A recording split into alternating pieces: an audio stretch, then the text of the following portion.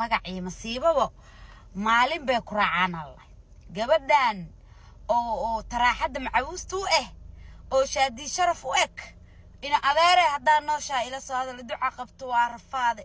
2019 ilaa hadda idaba joogta cid aaminus mal hooyadeen u dharti adi way tiri ma fahanti marka aan noloshan kuma jiri kari xuran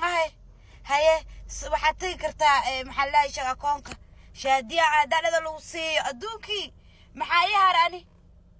ya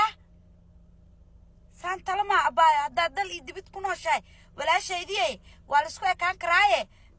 taraaxad macwiise magac kalma ku haayay aan jalbaab dheer ila saa hadal abaya aan kala nabad helno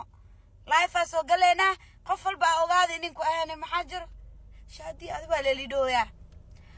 xiligi alaabti oo ganaha cid kasta ay ka seesan wali yaqaana